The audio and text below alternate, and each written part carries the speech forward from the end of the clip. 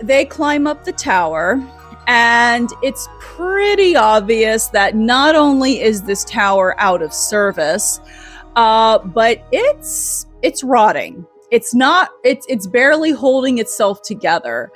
And their climb up to the top, Becky is pretty shaken.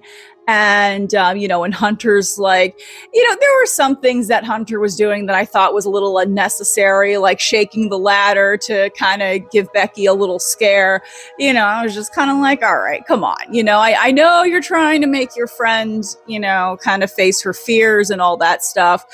But it's like, come on, that's not necessary. But they do make it to the top, and it is exhilarating for both of them. And Becky does seem to start to feel like herself again, her old self.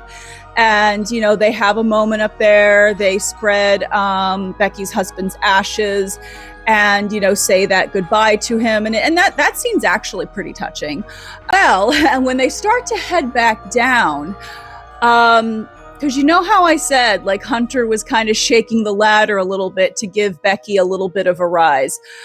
Well, unfortunately, as it turns out, one of the screws holding the ladder together, when Hunter shook it, loosened it. So then when Becky starts to go down first, the ladder collapses. Becky almost falls, but because she's connected to Hunter and Hunter's very quick to act and pull her back up, she's able to pull Becky back up onto the basically the pizza box sized platform at the top. And they, at first they're like, trying to get their bearings, and then they're like, okay, let's go back down.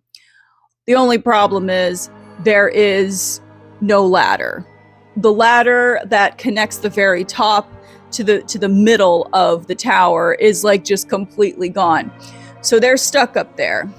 And of course they spend a lot of, basically the movie is them, trying to keep their sanity, trying to keep, just trying to find different solutions to get back down to the ground. And, obviously there's, that poses a pretty big and pretty harrowing challenge for them.